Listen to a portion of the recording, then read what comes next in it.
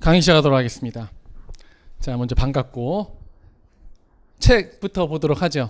우리가 문제를 왜 봐야 되는지에 대해서 잠깐 소개하고 있는데, 처음에 이 책을 내면서 머리말 부분에 보면 큰 글씨로 이렇게 되어 있습니다. 기출문제를 분석해서 문제 유형에 대한 안목을 기르는 것이 시험에서 좋은 결과를 얻는 지름길이다, 이렇게 해놓고 거기에 임용시험에는 일정한 패러다임이 존재한다고 했는데, 일정한 패러다임이라는 것은 임용시험을 출제하는 범위가 정해져 있다는 거죠. 게다가 임용시험을 출제할 때 이의제기라든지 또는 그 범위에서 벗어나지 않기 위해서 기존에 했던 문제들을 다시 한번 보게 됩니다. 그러니까 기존에 했던 문제에서 이의제기가 당연히 없었으니까 기존에 했던 문제를 바탕으로 그것을 약간 변형하거나 또는 그 이웃에 있는 문제들을 내면 안전하게 평가를 할 수 있겠다라고 교수님들이 생각하는 거죠. 그러니까 우리가 평가에서는 가장 중요한 것이 신뢰도보다는 타당도가 중요하다고 하는데, 이 전국 단위의 이런 표준화된 시험에서는 타당도보다는 신뢰도가 더 중요하기 때문에 이전에 나왔던 시험 문제를 당연히 답습하게 됩니다. 그래서 제가 지금 기출문제를 볼 텐데, 기출문제를 보더라도 하나의 답을 맞추는 것은 단답형으로 끊어지기 때문에 되게 쉬운데, 이 문제가 어떠한 연결 구조에서 나왔고 또는 이전의 기출문제가 어떻게 이것과 연결되기 때문에 앞으로의 공부 방향은 어떻게 된다, 이게 이제 경향 분석인 거죠. 그렇게 해야지만 실제로 시험 공부를 하는 가장 간결하고 또 효율적인 방법을 얻게 된다는 것. 그래서 지금 보시면 알겠지만 기출문제가 예전에 뭐 몇 년 전만 하더라도 이 서답형을 따르는 것이 몇 문제 나오지 않았기 때문에 그 패턴을 찾는 것이 상당히 어려웠고, 이전에 그 객관식 문제라든지 또는 더 이전에 있었던 논술형 문제를 보고서 이렇게 어떤 패턴이 나올까 이렇게 생각을 했어야 되는데, 지금은 서답형 문제에 대한 문제풀이 어느 정도 나와 있고, 그다음에 교육과정이 바뀌는 것들을 통해 가지고 그것이 이제 한두 번 나오면서 이런 교육과정 전환기에는 어떤 문제가 나올 것이다, 이렇게 우리가 짐작할 수 있기 때문에, 또는 어떤 인터벌이라든지 이런 문제는 한 3년에 한 번씩 나와요, 2년에 한 번씩 나와요, 이런 것들도 다 알 수 있기 때문에 그런 것들을 같이 한번 생각해 보면서 문제를 좀 더 쉽게 보고, 또 요번에 이제 새롭게 나온 그 지도서 강론 또는 총론, 이런 내용들이 이전에 있던 2009 교육과정이나 2007 교육과정, 또 그전에 있었던 교육과정을 바탕으로 한 문제는 어떻게 적용되는지 살펴보도록 할 예정입니다. 그래서 이 왼쪽에 있는 이 책을 내면서 에 있는 내용 말고 이 책의 구성과 특징 이렇게 나왔는데, 저는 형식 되게 중요시하게 생각하거든요. 그러니까는 우리가 지금 서답형 문제를 풀 때 문제를 보면서 내가 한번 문제를 풀어보는 것도 중요하지만 이것에 대한 해설이 되게 일목요연하게 나와 있는 것을 좋아하기 때문에 왼쪽에 문제가 있고 보통 오른쪽에 해설이 있는 그런 포맷을 따랐습니다. 그런데 이제 일부 문제 같은 경우는 줄글이 너무 길어가지고 안 되는 경우는 뭐 3페이지, 4페이지 나아갈 수도 있지만, 기본적으로는 한 과목당 한 연도 안에서 양쪽으로 맞쪽으로 구성이 돼서 보기 편하게 강제적으로 뭐 여백도 집어넣는다든지 그런 방식으로 해서 좀 문제를 편하게 볼 수 있게 했고, 과목별로 모아가지고 과목에 대한 경향성을 파악할 수 있도록 했습니다. 그래서 저 1주차부터 국어, 수학, 사회, 과학 이렇게 주요 과목 40점 되는 과목들을 먼저 살펴볼 것이고, 5주차에서는 총론, 창의적 체험활동, 다음에 도덕과까지 보고, 다음에 실과 체육, 미술, 음악, 영어과를 8주차에 봄으로써 패턴을 끝내려고 이렇게 하고 있고, 9월에는 2학기 지도서의 내용으로 강론 내용을 바탕으로 정리된 자료를 가지고 가장 단시간 내에 강론을 정리할 수 있도록 이렇게 하려고 합니다. 12쪽부터 보시죠.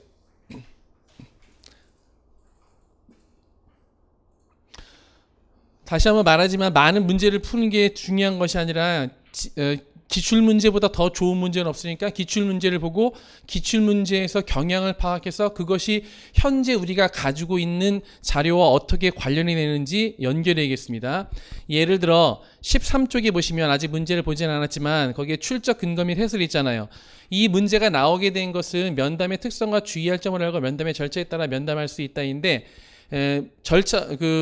출제 근거 및 해설은 2009 교육과정이죠. 이제 2009 교육과정으로 마감이 되는 것이 있는 반면에, 제가 따로 이렇게 보충 자료로 드린 것들은 문제를 출제할 당시에 그 출제 근거는 2009 교육과정이지만 현재 이러한 내용들이 그 2015 교육과정이나 2015 교육과정을 바탕으로 한 지도서, 교과서에는 어떻게 연관이 되니까 이런 것들을 위주로 공부해야겠습니다라고 이제 암시를 주려고 자료를 주려고 이렇게 따로 마련한 거예요. 그래서 이 문제 자체에 대한 출제 근거라든지 정답을 아는 것도 중요하지만 보충 자료를 통해서 지금 출제됐던 경향이 앞으로 2015 교육과정에 반영된 지도서라든지 또는 교육과정에 어떻게 연관되는지 아는 것도 되게 중요하다는 점 꼭 기억하시고 여기에 나와 있던 출제 근거만 보고 답을 맞히는 것이 아니라 경향성을 잘 파악할 수 있도록 하는 것이 필요하겠습니다. 12조 국어과 기출문제부터 살펴보도록 하겠습니다. 1번 다음은 말하기 수업에서 활용할 면담 자료에 대한 물음에 답하시오. 그러니까 우리 시험 문제가 세 문제가 나오다 보니까 한 문제는 말하기 듣기, 나머지 한 문제는 문법과 읽기 쓰기, 그다음에 또 나머지 한 문제는 이제 문학 관련해서 하나가 꼭 나오게 돼 있고 문학은 보통은 쉽게 풀 수 있거나 또는 중고등학교 때 배웠던 문학 이론, 갈등이라든지 뭐 이런 것들 있잖아요. 또는 발단전개 위기절정 결말 또는 세팅, 배경 뭐 이런 것들의 역할 이런 것들이 나오게 되니까 따로 준비할 것은 없고 보통 첫 번째 나온 것과 두 번째 문제 문학을 제외한 문법이 들어있는 문제와 이런 말하기 수업에서의 문제는 좀 쉽게 풀 수 있겠습니다. 그래서 1번 문제는 되게 쉽게 풀 수 있는데 특히 말하기 문제가 너무 그 코에 걸문 코골이, 귀에 걸문 귀걸이 그 문제가 나오다 보니까 여기에는 이제 말하기 수업 중에서도 제일 체계성이 있는 면담에 대해서 살펴보면서 다음에 문법 문제를 집어넣은 것이 좀 특징입니다. 1번 문제부터 보면 다음은 위 수업을 위해 계획한 지도 내용이다. A에 주목하여 괄호 안에 공통으로 들어갈 말을 쓰시오 이렇게 했습니다. 거기 보니까 면담 시 지켜야 할 대화 예절을 안내하여 면담의 전개 과정에서 전개 과정이 성공적으로 이루어질 수 있도록 지도해야겠다. 가령 A처럼 대화에서 보면 이제 A가 계속해서 말을 끊고 있죠. is 요리사란 그래서 맨 끝에 이렇게 반복되는 자료에서 반복되는 것들은 항상 그 주요한 키워드가 됩니다. 그래서 내가 뭐 이런 건 되게 쉬운 문제지만 문학 문제 같이 그 현장 적용해야 되는 문제가 나올 때 핵심은 반복되는 어구가 무엇인지를 찾는 것이다. 이거는 국어뿐만 아니라 다른 과목도 마찬가지니까 정말 모르는 문제가 나올 때 반복되는 요소에 주목하는 것이 일단은 문제풀이의 되게 중요한 핵심이고요. 그래서 이런 반복뿐만 아니라 마지막으로 커멘트를 하면서 제 말을 끝까지 들어주셨으면 좋겠습니다 라고 명시적으로 말하니까 지금 말을 중간에 끊고 있는 예의에 어긋나는 행동을 하는 거죠. 그래서 뭐뭐의 기본 규칙을 어기는데 상황이 발생할 수 있다. 상대의 말을 끝까지 경청하기, 말하는 중간에 끼어들지 않기 등 뭐뭐를 지키면서 예의를 갖추고 바른 태도로 대화하는 태도와 습관을 기르도록 해야겠다 이런 말이 나오는데 거기에 들어갈 말은 말차례였습니다. 말차례는 언어에서 나오는 키워드다 보니까 영어에서도 되게 중요합니다. 영어에서 말차례가 영어로 뭐예요? 턴 테이킹이죠. 그래서 문장에서의 핵심이 동사라고 안다면 디스코스 즉 담화에서의 핵심은 턴이라고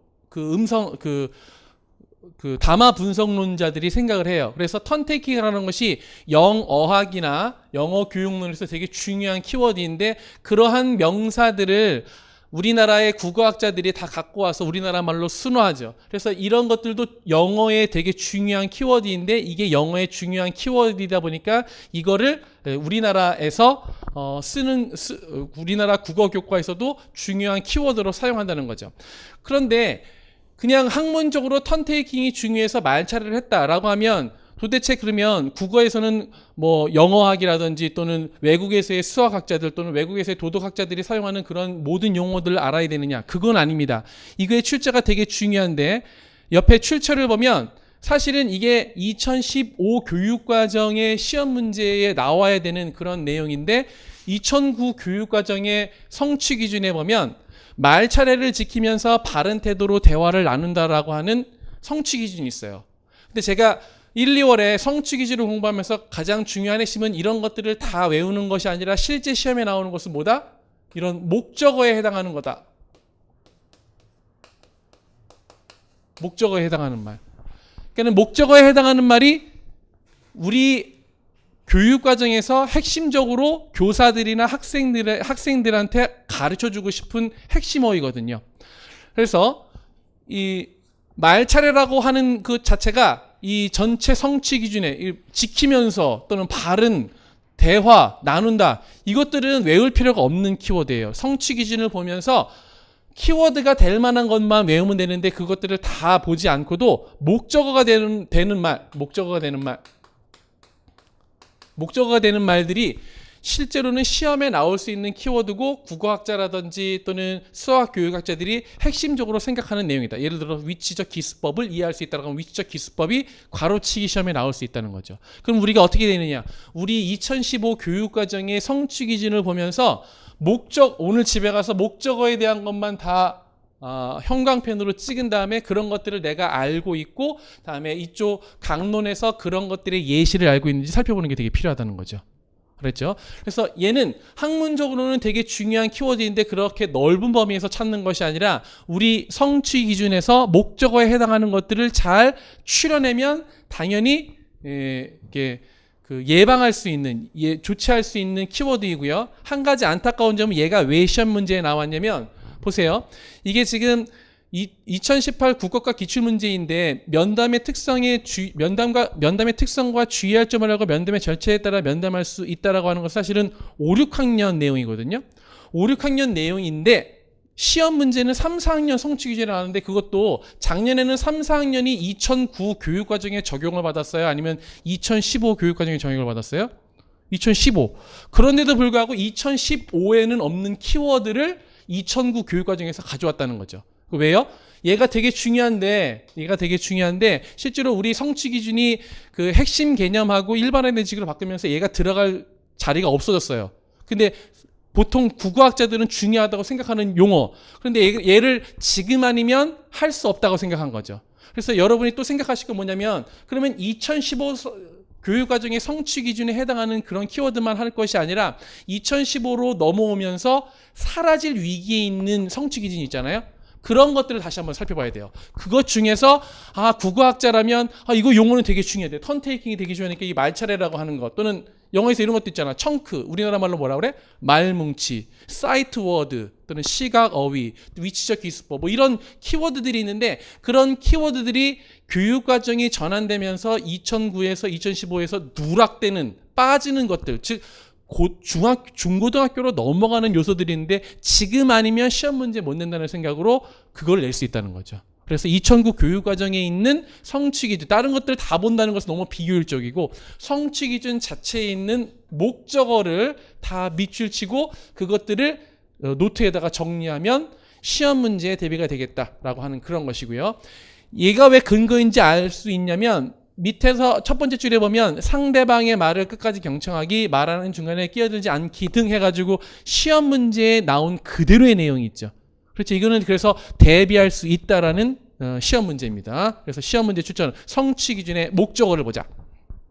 2번 다음은 면담에 앞서 민정이가 기획한 내용이다. 면담 자료를 참고해서 괄호 안에 들어갈 말을 쓰고 민정이가 사용하지 않은 질문 AD에서 골라라 라고 하는 것인데 사실은 면담 열기, 질문하기, 면담 마무리의 단계가 우리 교육과정에 나와 있습니다. 요거 다음 페이지에 보시면 2009 교육과정 6학년 1학기 지도서 아직 2015 교육과정에서의 지도서는 나오지 않았으니까 현재까지는 유효한데 여기에 보면 면담 준비 단계, 진행 단계, 면담 정리 단계 해가지고 여기에 무엇이 들어가야 될지 암기할 수 있는 그런 내용인데 사실은 그렇지 않더라도 첫 번째 문제나 두 번째 문제를 풀 수가 있습니다. 왜냐하면 1번 문제에서 뭐라고 했냐면 1. 면담 자료를 참고하여 이런 말 있잖아요.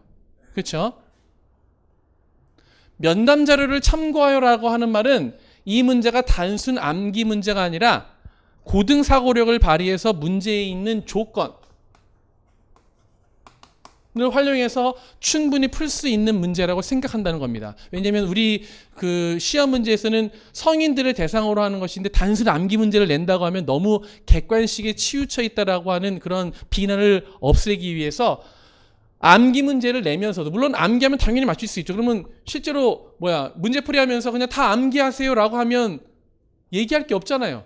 그런 것들을 우리가 지금 배우려고 여기 하는 것도 아니고 암기될 요소는 여기 책에 다 있으니까 그게 중요한 것이 아니라 혹시 내가 준비하지 못한 열 과목이 넘는 과목이 있으니까 준비하지 못한 것이 있더라도 조건을 잘 따져서 문제에서 클루를 찾아가지고 풀 수 있어야겠다라고 하는 것. 그래서 여기 보니까 민정이의 두 번째 말에 보면 저는 요리사가 되기에 필요한 여러 가지 정보들을 알고 싶어서 세 번째 줄에 나오죠. 그러니까 이게 뭐예요? 목적에 해당하는 거다라고 알 수 있습니다. 그래서 면담대장 가벼운 인사말을 나눈 다음에 감사합니다, 안녕하세요 한 다음에 그 다음 말을 보면 당연히 지금 목적에 대한 내용이 나오니까 면담의 목적 알리기라는 그런 토시 하나 안 틀리고 글을 쓰는 것 말고도 이 참고 자료를 활용해서 쓸 수가 있고, 다음에 민정의 말들을 보면 지금 민정이가 사용하지 않은 질문을 끄집어내라고 했는데, 그럼 민정이가 사용한 질문 이런 것들을 살펴보면 뭐 금방 알 수 있겠죠. 그래서 요리사가 되려면 어떤 과정을 거쳐야 할까요 하는 것들은 A의 구체적 사식 질문이 되는 것이고, 그다음에 요리 관련 대학이요, 요리 관련 대학에 대해 좀 더 자세히 나와 있으니까 얘는 C에 해당하는 거, 엄밀한 조사 질문. 다음에 민정의 맨 마지막 말, 여기 A의 첫 번째 걸리는 거. 그런데요, 대학 교육보다는 손재주나 미각이 중요하지 않나요? 라고 해서 이거는 생각이나 느낌을 알기 위한 상술 질문이기 때문에 D번, 앞으로의 계획이나 당부 질문이 당연히 없다는 걸 알죠. 그러니까 1번 문제 같은 경우는 교육 과정의 성취 기준을 부단히 공부해가지고 암기해서 푸는 문제지만, 2번 문제는 암기를 가장한 사실은 이제 현장에서 적용해서 풀 수 있는 문제다. 그래서 특히 두 번째 문제는 되게 쉬우니까 현장을 적용해서 그대로 쓰면 되겠습니다. 3번, 요게 좀 어려웠죠. 원래 말하기 수업이라고 하면 보통 태도 영역이라든지 그런 영역이 접목돼서 쉽게 나오는데, 요번에는 그 문법 문제까지 같이 쓰였습니다. 밑줄 친 기역과 니은의 만큼에 적용된 띄어쓰기 원리에 대해서 품사를 활용해서 써라, 이렇게 나왔죠. 그럼 여기 기역과 니은이 나오는데 띄어쓰기가 여기에 되어 있지 않고 여기 띄어쓰기가 되어 있으니까 주는과 노력이 무엇인지 뒤에 있는 거 빼고, 노력은 이제 명사가 되는 거죠. 그렇죠? 명사가 되는 것이고, 밑에 있는 주는은 이제 용언이 되는 거죠. 그래서 체언과 용언에 따라서 만큼이 당연히 명사 뒤에 있는 것은 이제 조사가 되는 것이고, 용언 앞에 있는 것은 의존 명사다. 특히 얘는 우리가 알고 있는 뒤에 그 문법 정리가 되어 있는 그 맞춤법, 그다음에 띄어쓰기 규정의 보충 자료에 부록에 나와 있는 내용 중에서 가장 그 대표적으로 나오는 내용이니까 쉽게 알 수 있었을 것이고, 그다음에 우리가 보통은 조사라든지 의존 명사 또는 명사, 체언, 용언 이런 말들을 학생들과 쓰지 않지만 고등학교 때에 배웠던 거를 생각하면 뭐 조사라든지 의존 명사 또는 용언 이런 키워드는 쉽게 쓸 수 있으니까 문제에서 품사를 활용하여 이런 조건만 놓치지 않고 잘 쓸 수 있다면 이미 여기에는 결과가 나온 거니까 이거 고쳐라고도 아니고 설명하라는 것은 쉽게 할 수 있겠죠. 노력만큼에서는 붙어 있으니까 앞에 명사니까 조사로서 붙였었나 보다. 그다음에 주는 용언이니까 띄었었나 보다라고 이렇게 알 수 있습니다. 그럴 때는 만큼은 이제 의존 명사로 쓰인다라는 것. 그래서 이런 것들은 그 보충 부록에 나오는 자료 중에 예시 자료를 바탕으로 준비할 수 있겠다. 그러니까 1번 문제를 보면서 지금 문제를 보면 내가 현장 적용해서 풀 문제인지 아니면 그 자료를 찾아서 정리해야 될 문제인지 알 수 있다라는 것. 다음 2번 문제로 넘어갑니다. 가는 읽기와 쓰기가 통합된 연속차시의 수업에 활용한 제재 글이고, 그러니까 이것도 실제 그 연속차시가 요번 2015 교육과정에 많이 있었는데 2007에서는 많이 나타나지는 2009에서는 많이 나타나지는 않았는데, 이것도 그 문제를 조금 더 여러 배점을 나타내기 위해서 이제 통합됐다라고 하는 재구성된 차시를 그냥 주는 것입니다. 따라서 지도서를 읽는다고 이런 통합 차시에 대한 내용을 바로 암기해서 쓸 수 있는 것은 아니다.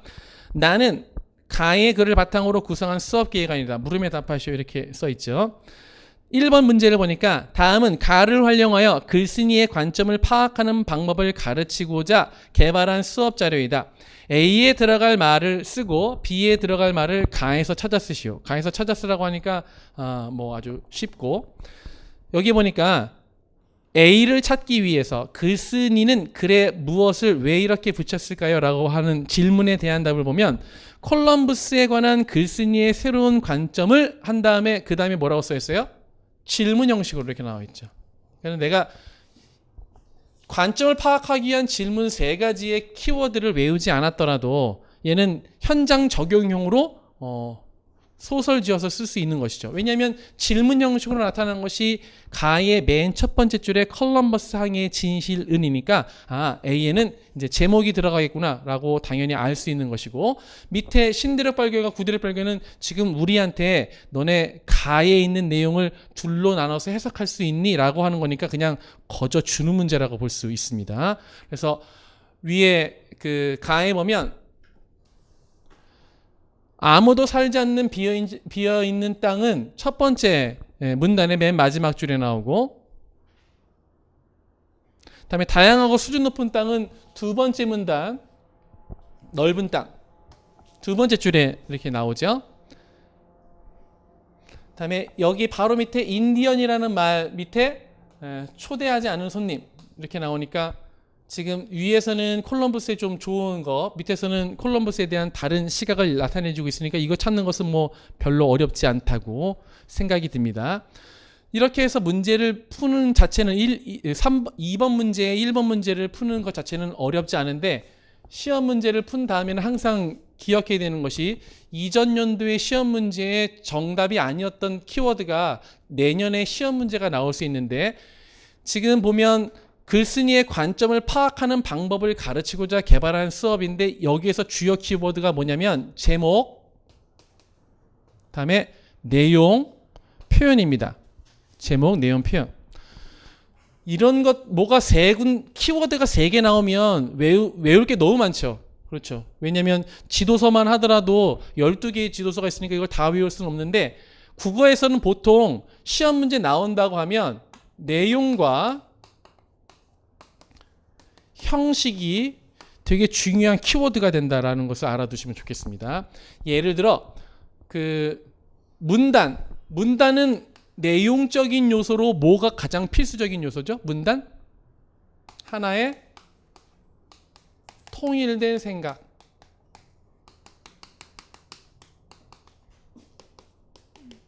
문단을 정의한다 그러면 하나의 통일된 생각을 가지고 있다라고 하는 조건이 내용적 조건입니다. 형식적 조건은요, 뭐 들여쓰기라든지 문단이 끝난 다음에는 행 바꾸기를 한다든지.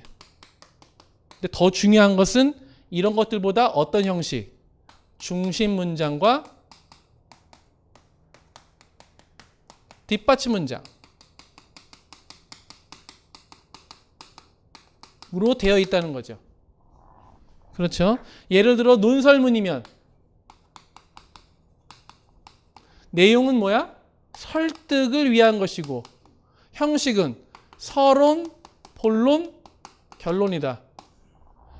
그래서 각각의 것들을 따로 외운다고 하는 것이 상당히 어려운 일인데, 내가 외워야 될 학습 내용 정리의 2-3가지를 내용적인 관점 아니면 형식적인 관점으로 구분하다 보면 암기가 되게 편해져요. 알겠죠? 그런 입장에서 여기 보면 글쓴이의 관점을 파악하는 방법은 어떻다? 관점. 그냥 이게 키워드야. 내용.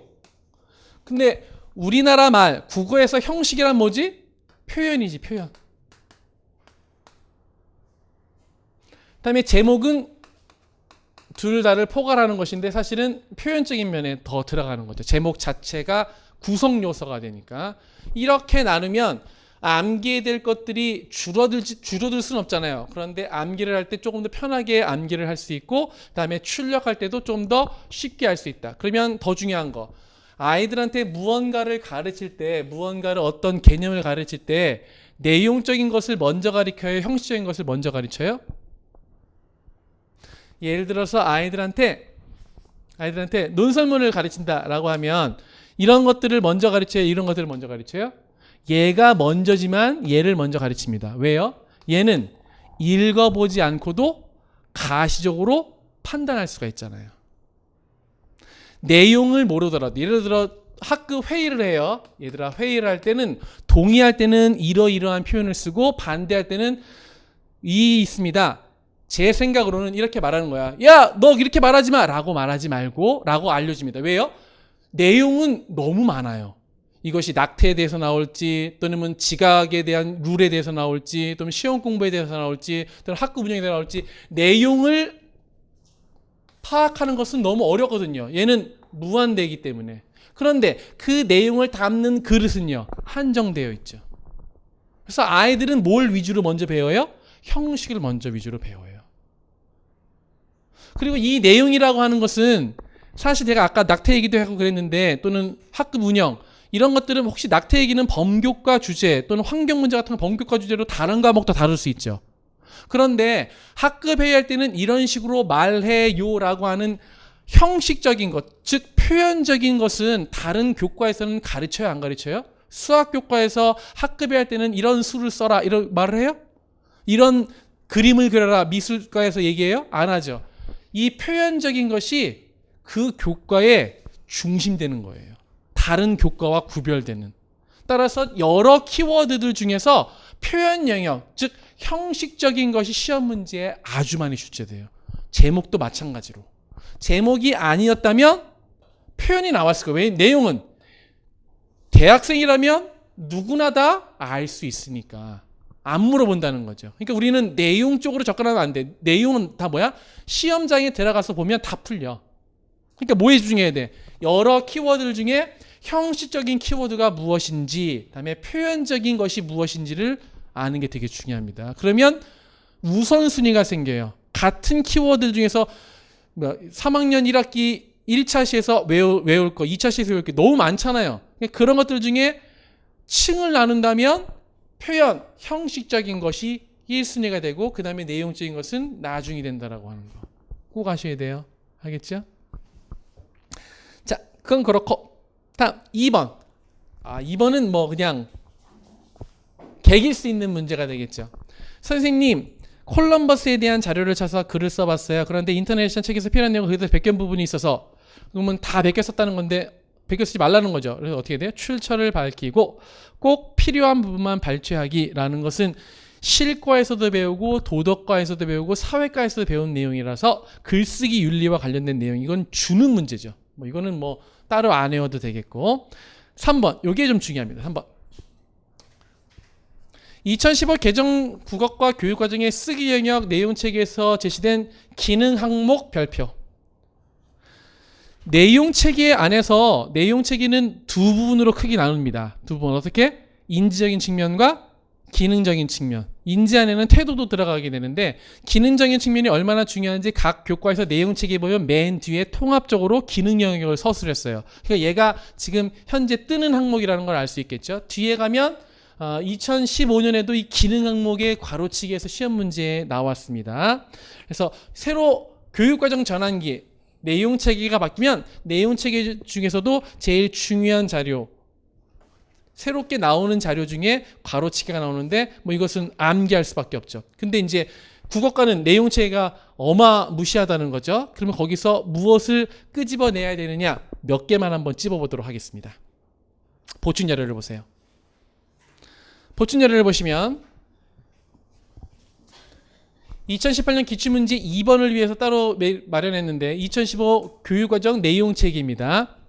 일단은 제목부터 잘 알아야 됩니다. 우리 교육과정은 핵심 개념과 일반화된 지식을 바탕으로 학년군별 내용력을 전개했고 이게 되게 중요한 거 통합적인 기능을 신장하도록 하기 위해서 따로 항목을 마련했다는 거죠. 그런데 이 통합이라고 하는 것이 국어과 교육과정의 핵심입니다.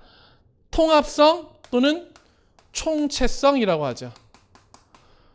이거는 실제성하고도 연결된다는 겁니다. 실제성. 왜요? 인간의 언어 활동은 말하기 따로 듣기 따로 쓰기 따로 하지 않고 말하기 듣기 읽기 쓰기 문법 문학이 한데 어울려서 나타난다는 거죠. 그래서 실제 언어 현상이 총체적인 성격을 갖고 있기 때문에 우리 교육 과정에서도 그런 것들을 총체적으로 나타낼 필요가 있겠다라고 하면 기능이 왜 시험 문제에 많이 나오는지에 대한 변이 될 수 있겠고, 듣기 말하기 성취 기준에서 보면 일단 핵심 개념, 일반화된 인식, 내용 요소, 기능이 있다는 거 명칭으로 알아야 되겠고, 이 듣기 말하기에서 제일 시험에 나올 만한 키워드를 하나만 꼽으라 그러면, 제가 쉽게 강의하려면 다 외우세요 라고 하면 되겠지만 하나만 찝으라고 하면 이쪽 기능 영역의 맨 밑에서 세 번째 경청 공감하기, 요주 인물입니다. 기능 영역 안에 태도 영역까지 같이 있기 때문에 그렇습니다. 그래서 시험 문제에서는 보통 이렇게 단답형으로 나오는 것은 고등사고를 필요로 하는 문제를 못 낼 때 하는 거예요. 고등사고를 필요로 하는 것은 암기했다고 하든지 인지적인 것과 관련된 것인데, 아까 말했던 윤리적인 것이나 태도적인 면 이런 것들은 시험 문제를 아무리 어렵게 내봤자 되게 쉽게 되거든요. 그럴 경우에는 보통 이렇게 괄호치기로 나올 확률이 되게 높습니다. 따라서 경청, 공감하기 이런 것들이 시험에 나올 확률이 높다. 다음 읽기 파트에서는 이미 시험에 나왔죠. 이미 시험에 뭐가 나왔냐면 듣기로 환원해서 듣기나 읽기 이거를 수용적 기술이라고 하죠. 리셉티브 스킬이라고 합니다. 그것에 3단계가 있다는 거 이미 시험에 나왔습니다. 비판적 이해가 2016년 시험 문제 나왔죠. 듣기 평가의 한 요소로. 그런데 읽기 방법에 보면 사실, 추론, 비판적 이해 말고 요게 하나 더 생겼습니다. 요게 새로 생긴 거니까 중요합니다.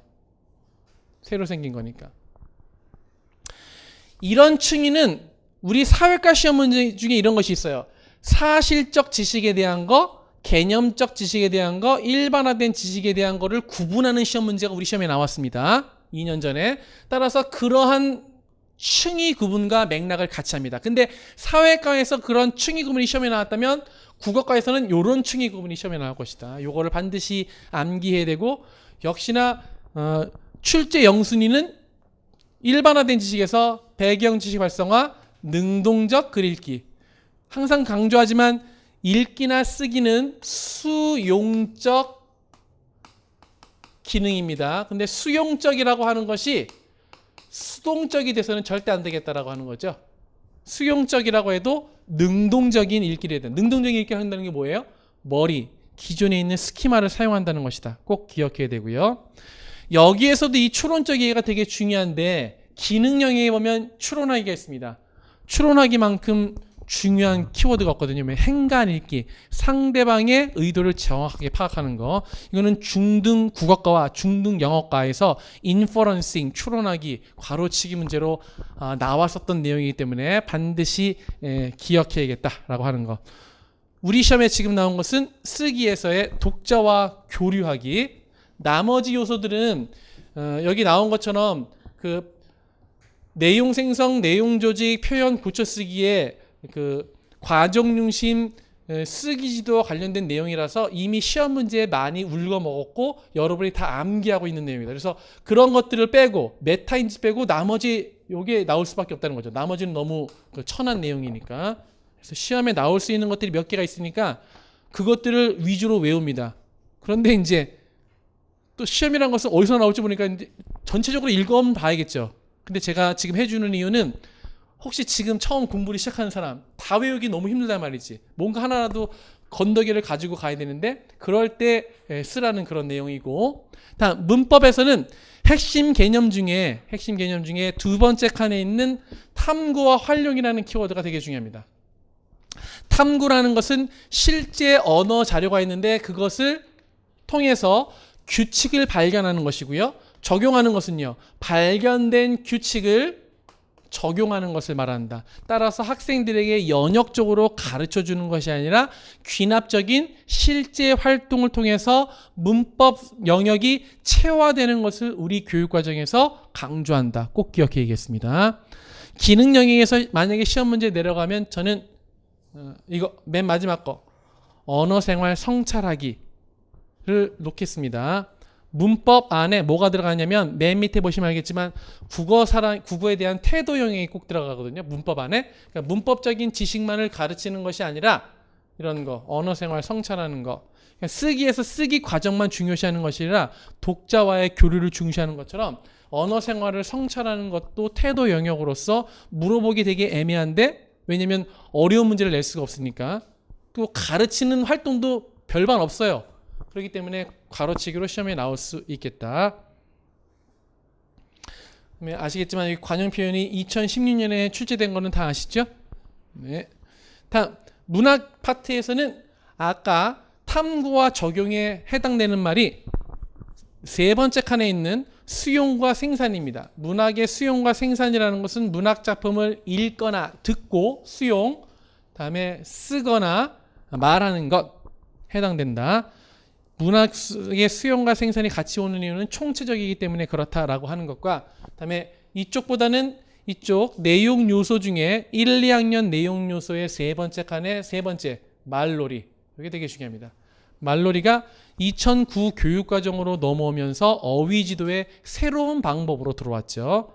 그렇죠. 인지적인 어휘지도 말고 의미지도 말고 구조 분석을 통한 지도 말고 말놀이가 뭐에 중요하다? 아이들의 흥미진작이 중요하다. 근데 흥미라고 하는 것은 정의적 영역이기 때문에 따로 물어보기 되게 어렵습니다. 왜냐하면 말놀이 해놓은 걸 딱 써놓고 이거 왜 했을까요? 하면 다 맞힐 수 있잖아요. 말놀이 왜 해? 아이들의 흥미, 동기를 유발하기 위해서 다 답을 맞출 것이기 때문에 오히려 이렇게 맥락 없이 괄호치기로 나올 확률이 되게 높다. 알겠죠? 다음 2018년 3번 문제로 들어가도록 하겠습니다. 17쪽.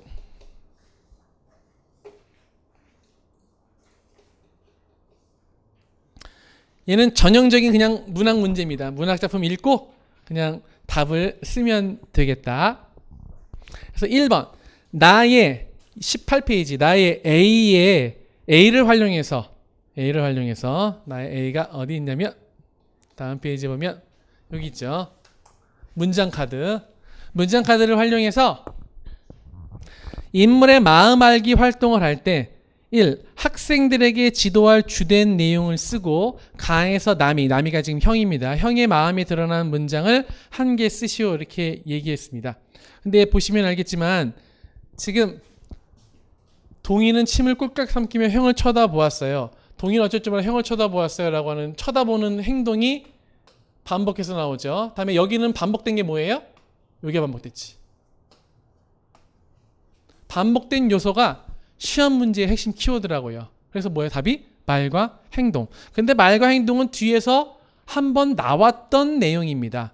한번 나왔던 내용. 그래서 이따가 이제 살펴보면서 왜 지금 기출 문제가 자꾸 반복되는지 이따가 알려드릴 것이고, 그다음에 가에서 남이의 마음이 드러난 문장은 17쪽에 보시면 밑에서 둘, 넷, 여섯, 여덟 번째 보면 따옴표에 괜찮아 이거는 뭐 그냥 주는 문제에 해당되는 거죠. 네, 그냥 쓰면 되겠습니다. 2번이 좀 중요한 의미를 갖고 있습니다. 나의 기억 니은에 들어갈 말을 각각 쓰시오 이렇게 했습니다. 나의 기억 니은. 그런데 여기에는 어떤 내용이 있냐면 박 교사가 이렇게 말했네요.